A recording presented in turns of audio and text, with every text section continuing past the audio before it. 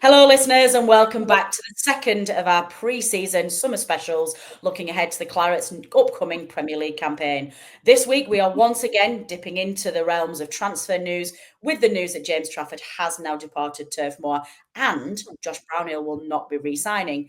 And we'll also be looking at some potential targets and an overview of the pre-season friendlies. I'm joined by regular panellists Tom and Adam. Buckle up, listeners. Let's go.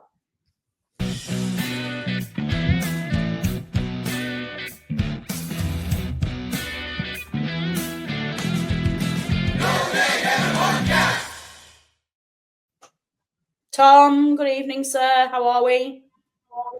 Good evening. Yeah, very well, thank you. Good. And Adam, it's lovely to have you back on. How are you? Yeah, I'm all right. I've been kicked out of my normal room.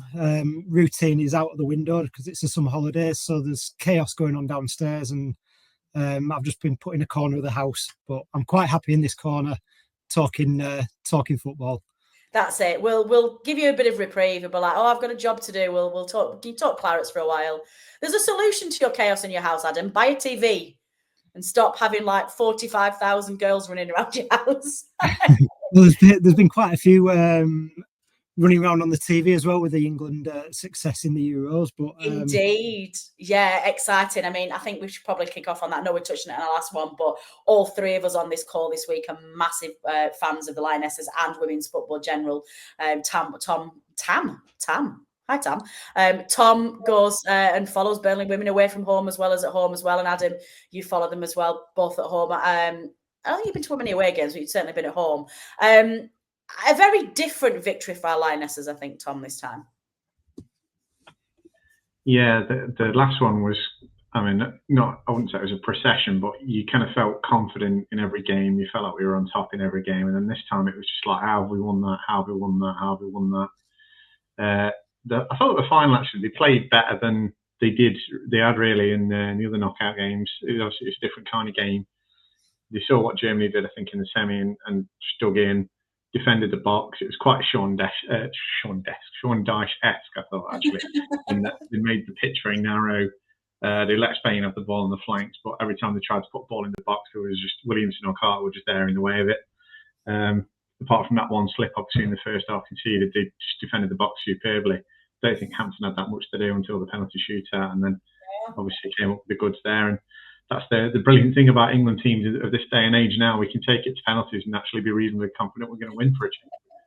Well, you say that penalty shootout with England and Sweden was simultaneously the most ridiculous and worst penalty shootout I've ever seen in my life. I don't want to live through that again. But yeah, it's interesting because I think for once our German friends gave us a little bit of decent homework of how to frustrate Spain and because I think a lot of our defensive setup was taken straight out of the German tactical book there, seeing how to frustrate them. But Adam, I think from my perspective, I thought it was an absolutely fantastic final from a quality perspective. Yeah, I think the whole tournament was really, really good to watch. The games were on a knife edge a lot of the time, particularly watching the England games. But yeah, the quality's definitely stepped on. I think that's one of the most impressive things. The core of the group has stayed the same, and they've managed to step up in levels. Obviously lost to Spain a couple of years ago in the World Cup final. But yeah, the character that they show, they've got quality, but they've got character as well. Never say die. And I really enjoy watching all of the games, to be honest. And it were a bit of a breath of fresh air from, don't want to really bring the men's game into it, but from watching the men's game, which has become a bit like tepid really the last couple of years from a general fan's perspective. So yeah, it was just the entertainment value were there, the quality were there, it was a full package, and it's the most I've enjoyed a tournament for a while, and that's with the recent success of the men's side as well in the under 21s. Yeah. It is a really good time to be an England fan, which not really said that much growing up. No, that's really true, and it is difficult, and I think sometimes we have got a tendency to be a bit down on the men's side, but just looking at what they've achieved in terms of getting to major finals, you can't scoff at that. It's really difficult. I think the thing for me that I would like to reinforce from the Women's Euros this time is that, you know, people are questioning whether, you know, like, was it a lucky victory? And I think Leah Williamson made a really good point with this when she said we weren't lucky. They rode their luck, but they weren't lucky. They found their ways to win, and they rode their luck at times, but they still did things proactively to be able to reverse where they had been struggling. But I think that the most important point with this is that in the 3 years since we won the last Euros in 2022, the standard of women's football at elite level across Europe has just grown. That's the legacy. We've just seen a tournament with the perfect legacy that was left from 2022, in that everybody got on board, everybody loved it across Europe, and that investment started, and that determination to grow the game began and just been carried on a wave. So then what you see in 2025 is the standard massively increasing in some really talented footballers. So just a final word from you on that, Adam. I know you've got little girls at home. What does this mean to you in terms of a legacy going forward? Yeah, they've not just provided great entertainment and quality, and obviously fight the brilliant role models. My 2 girls play football. It's normal nowadays to go out and you see all over social media the amount of girls football that is going on at grassroots level and in junior football is, well, it's come on light years from when I were growing up, and it's brilliant for that I can put my girls into that environment and not have any worry in the world about any prejudices. And yeah, like people like Leah Williamson and Chloe Kelly, they really do appeal to the young audience. And then even seeing how happy Ellen White, Alex Scott, Jill Scott have all been, and they feel as part of the group as well. And they've done a lot in the previous era to bring it to where it is. It really has all come together. And like you said, the perfect legacy from 2022, and should provide that platform for years to come, hopefully. Yeah, definitely. Well said, Adam. Actually, a very quick final point, Tom. One of the legendary tales coming out of Turf Moor, and when we talk about how hard Burnley players are, is that, we always say, like, get up. Dean Marney tried to run off, like, played through a cruciate and tried to run off an ACL injury. Lucy Bronze played an entire tournament with a fractured tibia. What on earth? What is this nonsense? Yeah, it's just insane, that, isn't it? I know my middle name's tough, but it's just like, it's hard to get your head around how anyone can actually do that. Absolutely incredible, yeah. And to have played, not just to have played like 6 games as well, but 150 minutes. And she's not she's 20 years old either, is it? It's like, yeah. Finishing out 33, 32, 33. But yeah, it's that was, and I think that's the thing, isn't it? And I think this stems across the whole of the England setup. We've gone now to a situation where across all of the divisions of England football, you have players who are profoundly proud to wear the shirt and play for England. And that's the senior men's and women's, the young Lionesses, the young Lions. They want to play for their club, which I think is a fantastic thing. And I think we've really got that connection back with our national team. So excellent news. Anyway, before we start realming into the world of being a Lionesses podcast, because that's 2 on the bounce now, let's move into all things Canada, because that's what we're here for. We're here to talk about Burnley. We are back in part 2 of our pre-season summer special, and we are once again going to start this podcast looking at transfers, because as we record tonight, we've had a couple of big announcements today, and Tom, it would be silly of us not to concentrate on the big news coming out of Turf Moor today, and that is James Trafford has now left. It isn't Newcastle, which is what we first thought. He has returned to Manchester City on a deal which we understand to be 27 million. Now, we know that there's going to be add-ons from that, but obviously that feels very low compared to the 40 million we were expecting for him. So I guess a couple of questions. How big a loss is James Trafford, and what is your immediate reaction to that transfer fee? Yeah, I think talking about the fee first of all, it feels low. When I read 27 million, I thought that, considering we've been holding off Newcastle and saying we want X amount, I did think initially that is quite low. But then I think the fact that they've got a sell-on clause, that's obviously takes out of any profits you would have got. So I presume that's just been written off when they're calculating that fee. I've seen other people make other arguments, maybe we're just trying to keep City on side so we can get more of their players. Maybe there's something involved in the Kyle Walker deal where, because we got him quite cheap, etc., etc. I don't know. To me, it does feel a bit low. But then you could also look at it if you were looking at glass half full, that we paid whatever it was, 15 million for him. We've essentially had him on loan for 2 years and got 12 million quid for that. So when you look at it like that, it's not the worst business in the world. It just really depends what we do with that money, doesn't it? That's the main thing. And I'm sure we'll come on to that later on. But in terms of how it's going to affect us as a team, I think we know it's going to be a massive blow, and we know how hard it is when you're a promoted team anyway, and we're going into this season now having lost our top scorer for nothing, one half of our brilliant centre-half partnership for nothing, and now we've lost, quite possibly you could say our best player, certainly our best keeper by a long shot. So it seems quite doom and gloom when you look at that, but I think it's been a pretty open secret that he was going to go this year. He could have very easily gone this time last year. So you'd like to think that the people behind the scenes, the board, Matt Booms, etc., knew that he was going. They knew roughly what kind of fee they were going to get for him, and they've got plans in place now that can be enacted now that he's gone. So it's a big blow, obviously, but we've still got 2.5 weeks yet till we kick the season off. So we need to see what we do with this money and who we've got starting in next in 2.5 weeks. Now, if in 2.5 weeks' time we're playing Spurs and we've got Josh Laurent at centre midfield, Lyle Foster up front, and Václav Hladký or Max Weiss in nets, then that it's going to have been a bit of a disaster. But if we've used this money to upgrade those positions and get better players, then it might work out okay for us. Yeah. So it's a shame, and I wish him the very best. I'm sure he's going to go on to have a fantastic career. I don't think he'll be playing much for City this year, but perhaps in the next couple of years we'll see him break in. I'm sure he'll be playing for England now that it's a big club as well. So yeah, we'll see on that. But yeah, just to close up by watching him the very best and saying thanks very much, especially for last season. He was fantastic. Oh, Tom, I wasn't expecting that little goodbye farewell message for Trafford. That's chalked me up a little bit. Yeah, I mean, I think we all echo that, Adam, and I think it's very rare that you get players that you genuinely are pleased for them when they go. And I think I very much put Trafford in the likes of Danny Ings and Trippier and Ben Mee and Tarkowski and players like that, where you think, well, he did stay last season. He could have had an opportunity to go last season. He stayed with us and put in some shift last year and really committed to the club to get us promotion. So I think he does go with our best wishes. Now, the benefit, of course, of having this news for such a long time and knowing that he was likely to be going out of the door is that the board have very likely already got the replacement for him lined up.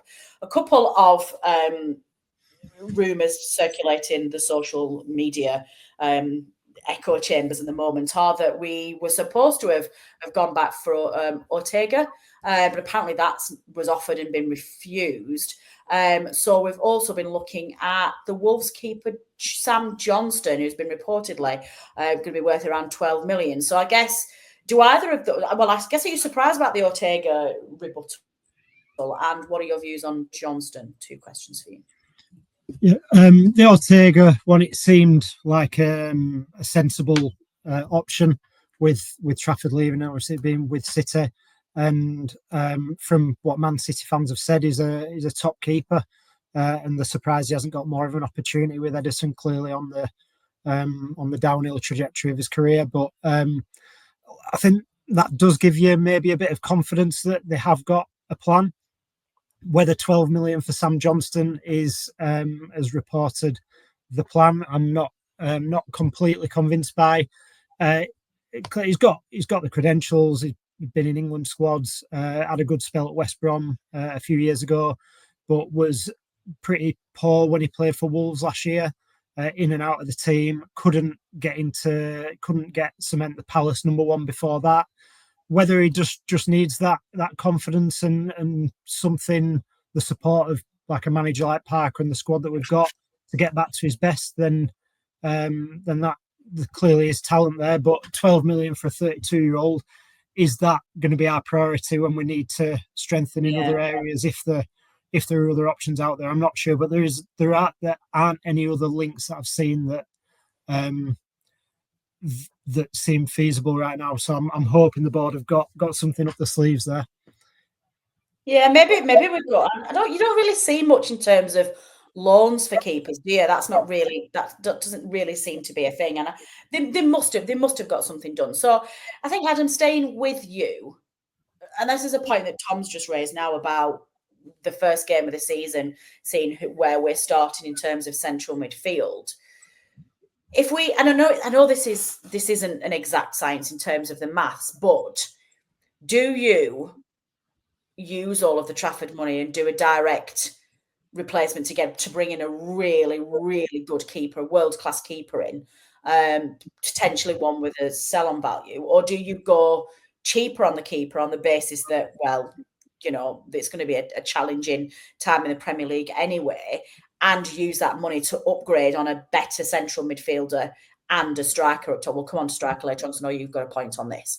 Like, where do you allocate the resources that have now come in to build up our fighting fund for Premier League transfers?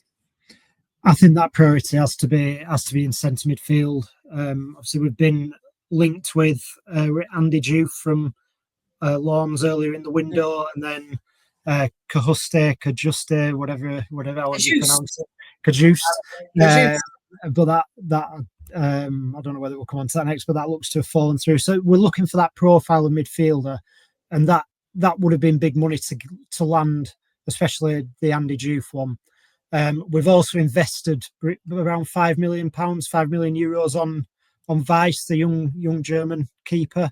So is that the one that we're looking at for a year or 2 years' time? So we could then bring the experience in, which Johnston would tick that box, but the 12 million just makes me think if you're spending that much, you probably want some sort of either sell-on potential or longevity, guaranteed longevity there. It just seems like too much of a risk. So yeah, I think the money needs to go into midfield, and then potentially a striker as well over the goalkeeper spot. But I'd be flabbergasted if we don't start the season with a new number one, especially after bringing in that much money for Trafford. Yeah, I understand that. I mean, Tom, I don't know whether not this is my old school Burnley head on there that still thinks that we have to be perennially grateful for everything that we're given. But I wonder why we were, if rumours are true, I wonder why we were so quick to discount Ortega. And listen, this is transfer talk, by the way, listeners. We have no facts here, so this may be absolute nonsense. But if it is true and he was offered as part of the deal and we turned that down, I wonder why. That would seem to me to be the experience that we would need, right? Yeah, I think he would have been a really good signing. My thinking would be that it was going to take too much money off the deal, and they want to do what you suggested, which is to spend a bit less on a keeper. They do tend to be the kind of cheaper signings anyway, and then put that money towards a midfielder or a centre forward. So let's say maybe Man City valued Ortega at 10 million. I mean, I'm just making these numbers up, but let's say that's what it was. Then we've only got 17 million to spend on elsewhere on the squad, and perhaps they thought, well, we can get someone who's maybe not as good as Ortega, but not that much worse for 5 million, say, and then we've got another 5 million then to put towards a midfielder or whatever. That's the only thing that I could think, because you would have thought Ortega would have been a good bit of business. I suppose the other thing is whether Ortega would have wanted to come. You know, you think probably he could get a better move than a newly promoted Premier League club, because I think if you're realistic, if you're a player at a top 4, top 6 team, whatever, if you're looking at the 3 teams coming up, you're thinking, well, there's a good chance I'm going to be either playing in the Championship or moving on again in 12 months' time. So maybe there was a bit of resistance from his side as well. I don't know. Yeah, although the reports seem to suggest that it was us that turned it down, not them. I mean, this is a point that we're talking about before, but again, the transfer news seems to be that Sunderland are going to look to pounce on an opportunity here, and they maybe try and sign him. I think they're in the market for a keeper as well. So yeah, it does seem a little bit of. I mean, I've got full faith that there's something in. There's no way that boss man Matt Williams hasn't been looking at this for months now to get ourselves. He'll know. He'll have his calls to somebody. I'm sure we'll see them come in.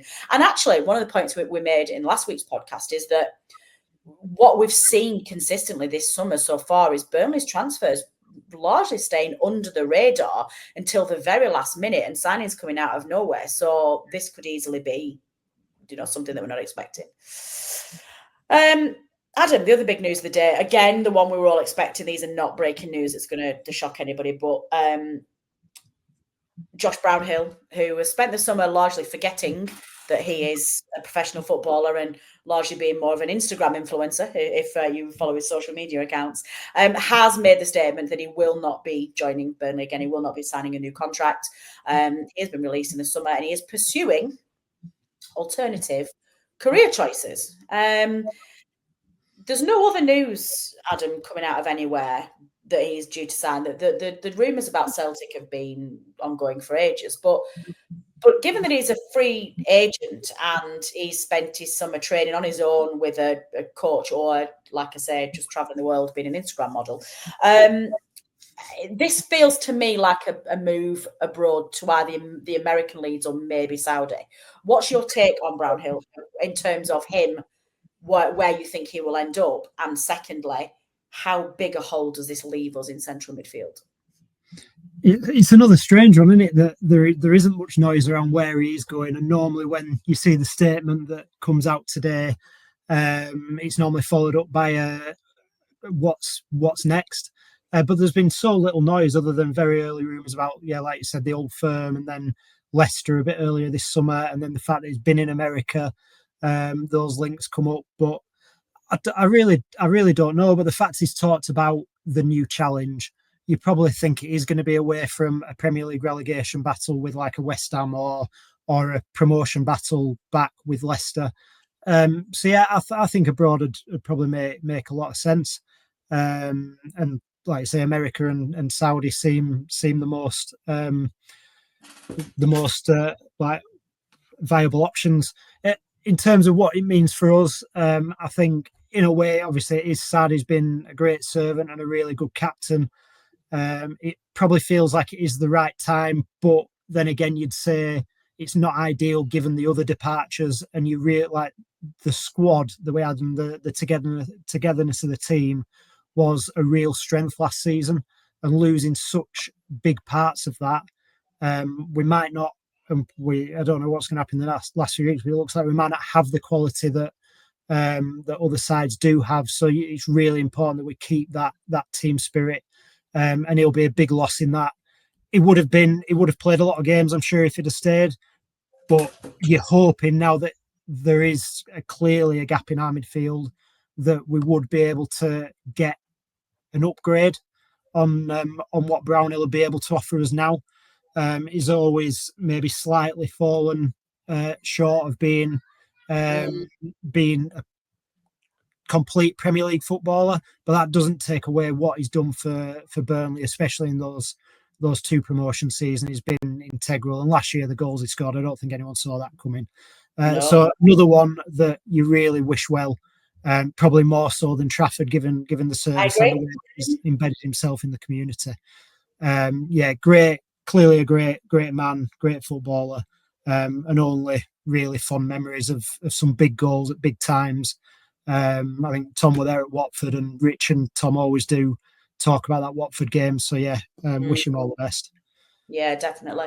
But it's fine. We've got there's a big Josh Laurent hole in midfield that is gonna do that. Tom, I think one of the things, actually moving on from before we move on from Brownhill to who replaces that, it obviously does leave us an opening for a new club captain. Who are you going to put forward for club captain, Tom? And secondly, why is that Steve?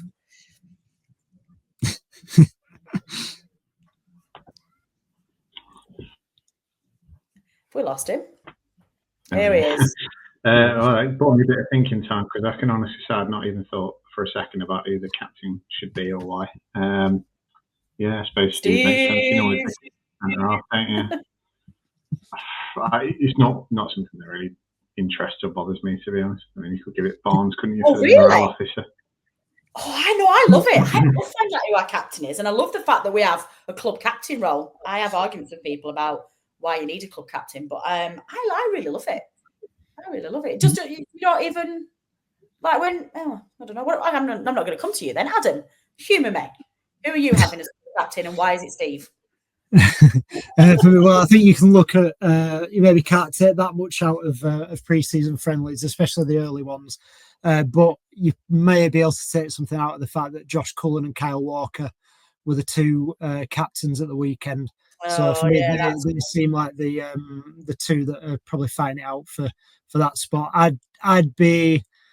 could see arguments for both. I'd be amazed if it wasn't Cullen, given that he's had the armband you're right. before, whenever Brownhill hasn't been on the pitch. But if they did give it Walker, obviously with his experience and pedigree, there's probably no arguments there either. But then that's going to assume that Walker's playing every single game, which I'm presuming he's probably going to do. But yeah, I think I usually prefer a club captain to be a midfielder than a defender, to be honest. Although Ben Mee was a very good. Oh well, who knows? We'll see. That's a little side thing for me. I like a club captain. Sorry, I'll come back to you now, Tom. Now you rudely steamrolled over my exciting things about club captains. One potential replacement for Josh Brownhill, we've already mentioned him on the podcast, is 25-year-old Jens Kajust, which I think we are pronouncing it as. Napoli central midfielder who touched down on a plane at Blackpool Airport. We all got very excited about him.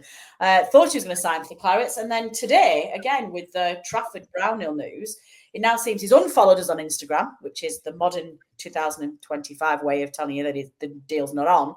And it looks like he's going elsewhere to the Saudi leagues. That feels like one that maybe got away. Well, you've got to assume he wasn't flying to Blackpool for his holidays. So I think it seems that's a bit weird. Assumption. I'm happy to go with that one, Tom. Yeah, I think so. See, it seems strange that you'd come all the way here to not to sign but for talks, or you know. There's this thing called the internet now, isn't there? And you can just do it like that. So neutral. We'll get him on the podcast. We'll get him and Matt Williams on and say, "Come on, name it for you. We'll have a little word." Yeah, and then, so I mean, you're just clutching at straws, aren't you? It might. This first I've heard about this plane going to Blackpool, so maybe someone's got the wires crossed there, or you know, how much following a club on Instagram means, I don't know. You're just guessing, aren't you? Really, and it's one of them. I know George said last week he isn't really kind of follow these kind of things. He just waits and sees what actually gets confirmed. And it's normally, unless you see there's 2 or 3 journalists where if they tweet it, you think, okay, that's probably happening then. But other than that, you probably just got to take it all with a pinch of salt. And whether he was coming or not, I don't know. It's encouraging, at least, you know, when you're kind of fretting about who we're going to get in, what positions we need to cover, that they are looking at, like Adam said previously, Andy Diouf and then this chap. They obviously know they need something in that midfield.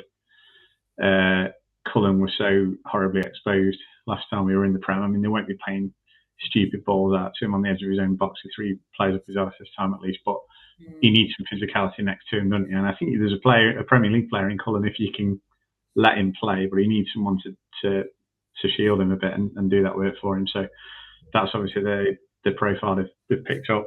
If we end up getting this guy, great. If we don't, I mean, it's probably a bit of a side trap, but all these players we get linked with these days, and you mentioned earlier about Richards getting fretting because Leeds have signed this bloke, Sunderland have signed that bloke. I don't really follow on the continent much, and I've never heard of any of these blokes. No. It's like when we seem to get like 10 or 15 people that I've never heard of a year, don't we? And some of them turn out to be brilliant. You know, you look at Odegaard, 7 million, and then we sold him for 35. He was really good. Then you look at Trezor, 15 million. Everyone's saying, "No, he's going to be amazing." He's rubbish. So,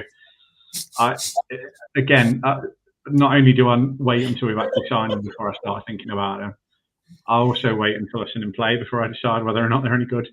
I know. And then get too excited just because of the cost X, Y, Z, or you know they look good in the purple or whatever. So yeah, not a really great content for a preview show transfer special, is it? Sorry about that. But, honestly, your insight is overwhelming, Tom. I just don't know how many clips I'm going to be able to put on social. There's that many of them. We might get done for absolutely spamming everybody with that quality content. No, I'm only joking. It's really good, but it's a really tip. Let's touch on this because you've raised it, and it's just been making me chuckle all week. Poor Rich, who is obviously one of our regular panelists who listeners know and love, and we love dearly. So I will take this slight tease with a pinch of salt, but he's really been getting himself really wound up recently. He's absolutely convinced that we're falling miles behind. He even put in our show notes for this week as a script thing saying, Sunderland Leeds recruitment. Are we being left behind? No, Rich, we're not. We're all right. We've got 2 weeks of a transfer window left. We know that we needed to free up that Trafford money. And as Tom said, apart from Granit Xhaka, which I think Leeds have, Sunderland have paid, 17 million for him. And I think it's difficult because you look at the Sunderland and Leeds transfers on papers, and particularly Sunderland, they are splashing the cash around. But like we did last season, we spent 160 million last season, and look how bad we were not last season, the last Premier League season. Look how awfully bad we were under Company. It just doesn't mean anything. I remain convinced that the 3 promoted sides will go straight back down again. Because not just necessarily for anything that we're doing, but because the Premier League is really, really hard at the moment. There's not enough sides that are struggling at the bottom to be able to pull them into a 5-6 team relegation battle, which means that one of you will survive. So I am most definitely not concerned with Sunderland or Leeds. I guess the only thing that I would say is, like I say, Sunderland are now trying to go in for that for Ortega. So that might be a bit of a weird one if we've turned him down and they've got him. But generally speaking, let's worry about our own business. I don't really care about anybody else. I tell you what we haven't touched on, which is genuinely quite amusing. Adam, the return of Vetinho. Have you seen that today? Rumours that we want to re-sign him for €4 million. Bring him back, the Brazilian. He only cost us $1 million, and now we're paying $4 million for him. You can't mess with our songs. He only cost us $4 million. That doesn't happen. I'm sure we'd make it work. No, I think it's it might make some sense because of obviously the how he had the links with the fans before, and the fact that I don't think Botafogo have paid us barely any money for him yet, so it might have got them out of a bit of a hole. They're part of one of them multi-club partnerships where it's all a bit corrupt, but yeah, I think allegedly.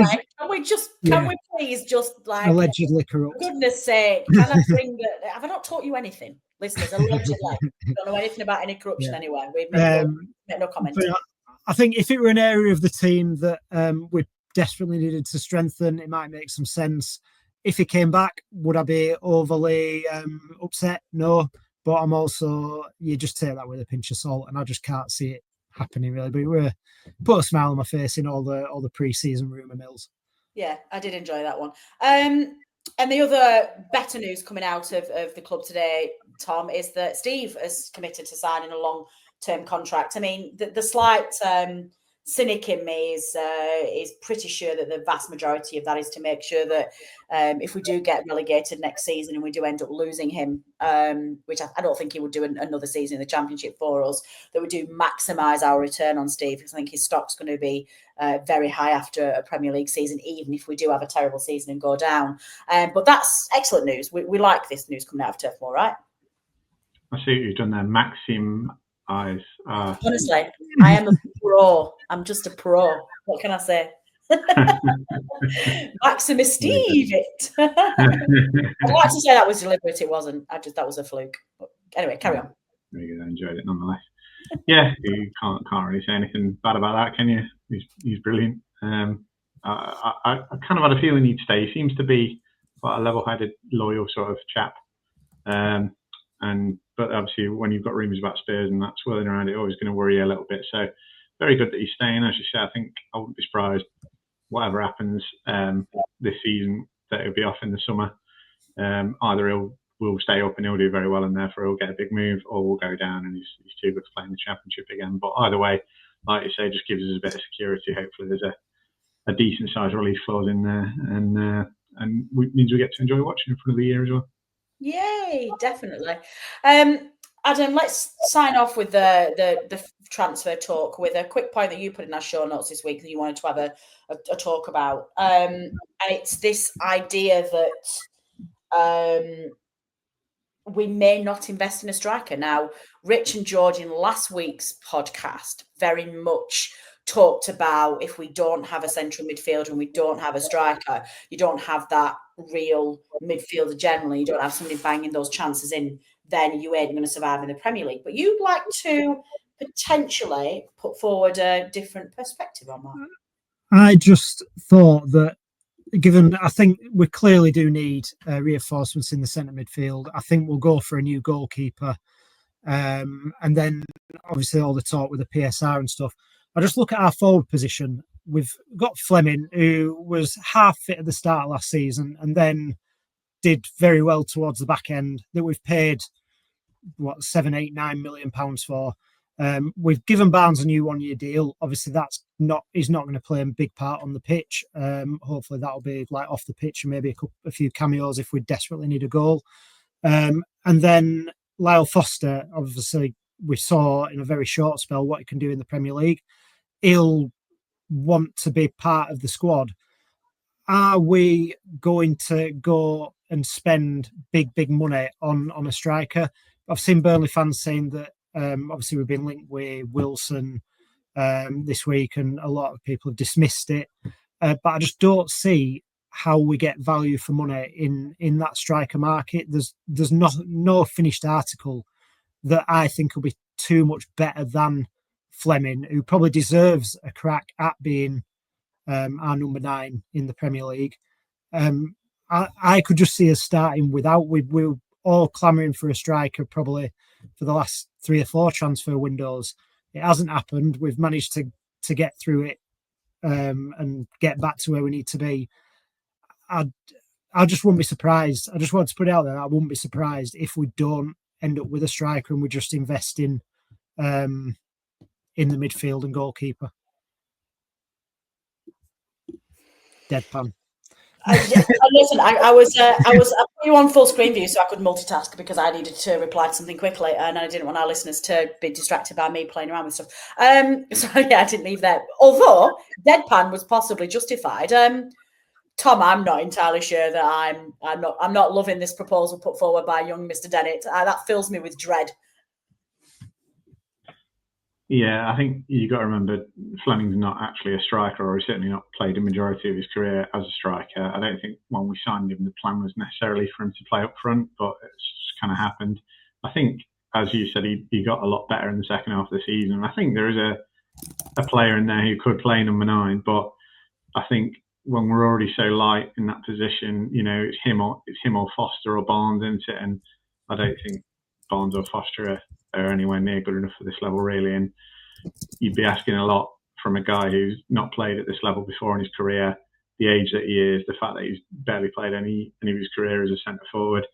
As you said, I'd love to see him get his chance, and I think he'll be a decent backup. Bring him on, even use him as a 10. I think the options that we've got there are perhaps not as good as the ones we had last time we were at this level. You throw Ramsey in there, maybe. Talk of Brun Larson playing there, isn't there? Hannibal, maybe. I think he'd be as good as any of those. But for me, I think we need to buy someone, even if it's just for the fact that we've only got him or Foster or Barnes. And as I say, if the thought of having to start any game next season with Foster or especially Barnes up front is a pretty worrying one. Yeah, I suspect that view is going to be shared by a lot of people. That's a good talking point, actually. It's your talking point for this week's episode, Clarence. Those of you who are watching on our YouTube channel, make a comment in the show notes and believe it. Do you think we will, or do you think we can start next season without bringing in a new striker? And those of you who are listening to this via our podcast channels, you can drop us a line on social media. That would be lovely to hear from you. Okay, let's finish off this week's part 2 with a look back on the pre-season friendlies. Burnley are now on the pitch doing some pre-season work. We've played this week away at Shrewsbury, drawing 2-2, and away at Huddersfield, winning 2-0. Tom, how much attention, if any, do you play to pre-season friendlies? It's interesting, especially when you've got a lot of new players. Talk of what are we going to play 5 at the back, 4 at the back. It's interesting to see how they line up in those kind of ways. Especially when you have the split 2 team, you're thinking, is he going to go much stronger in one or the other? And what does that tell you about who's playing in the second team? That kind of thing. In terms of the performances or the results, I don't take any stock in those. So I'm not worried by the fact that our 4th team or whatever didn't beat Shrewsbury, or the fact that we only scored when we chucked a load of kids on the pitch at Huddersfield. But I must confess I didn't actually watch either of those. I will be going to Stoke next week and Lazio as well, so I'll take a bit more of an interest then when I'm actually watching it, and then it'll probably be a little bit more coherent as well with the games not being split. I think at this point it's just about getting everyone on the pitch and getting fitness. Yeah, I think that's a really good point, Adam, isn't it? Like these very early ones against us, like, they're effectively just a training exercise. When we start getting to the likes of Stoke and Lazio, we're going to have a much better idea and some new players getting in there. And I think at the moment it's just about getting some time on the legs. I mean, I guess that the one good thing from this is to see Edwards on the score sheet twice in one game. That Huddersfield game's kind of promising. I think he looks like he's going to be a favourite to be starting next season.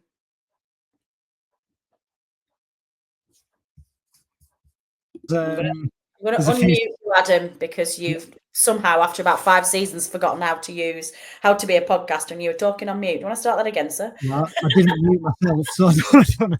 You must have muted me anyway. But anyway, sorry, it was nice to see Edwards score a lovely free kick, because there's a nice vacancy on free kicks, having seen Brownhill smack them into the stands for the last 5 years. But no, we've got a few decent set piece takers, to be fair. Fleming scored a couple, didn't he? But no, I'm really intrigued to see how he does in the Premier League.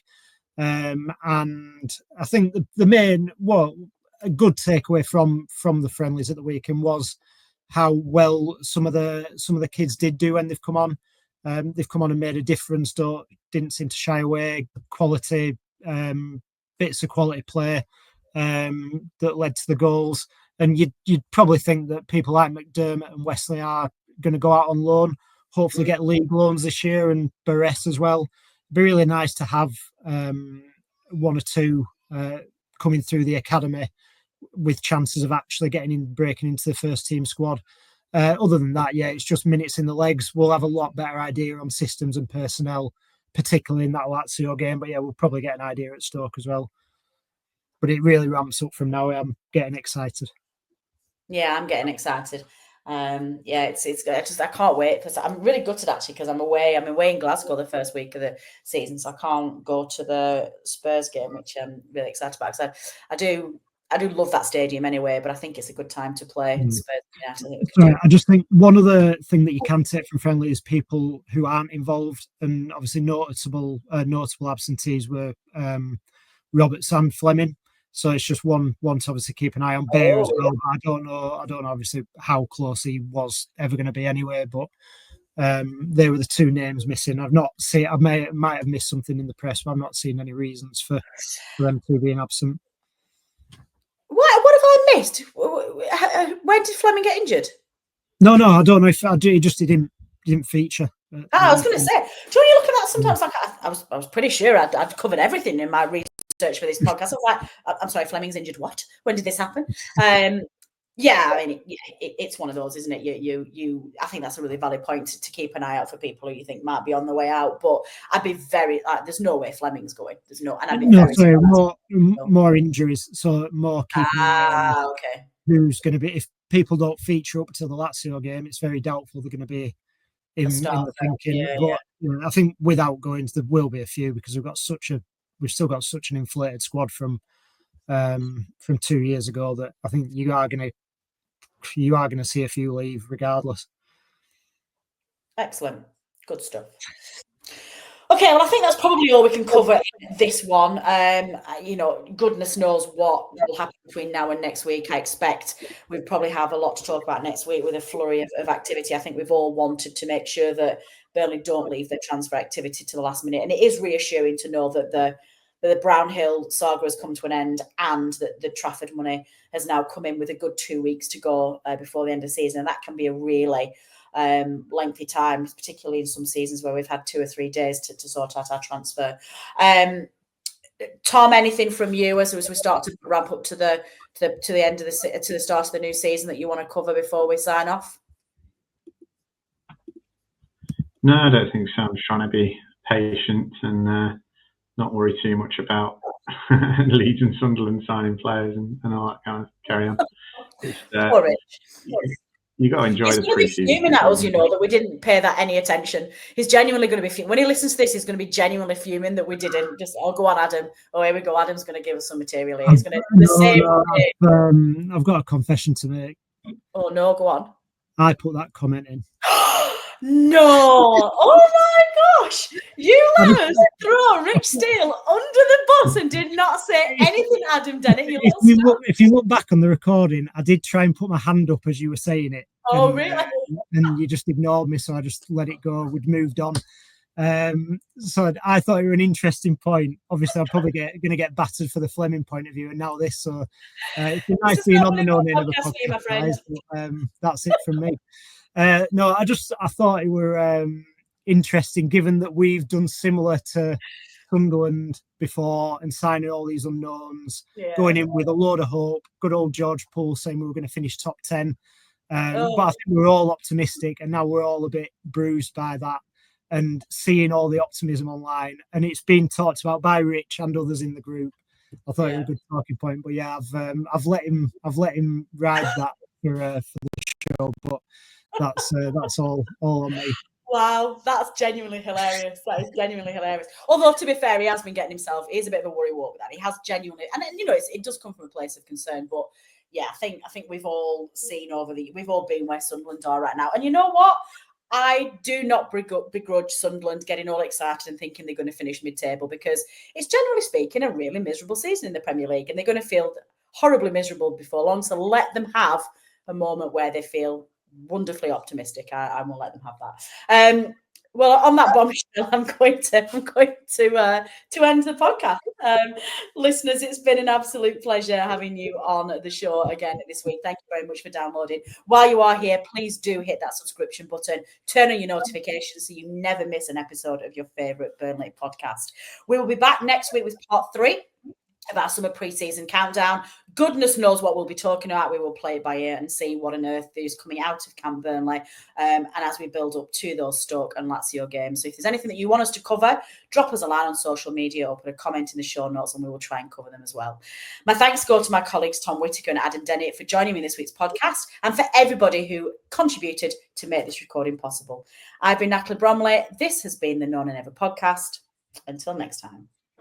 The No Never podcast is brought to you in association with the talkSPORT Fan Network.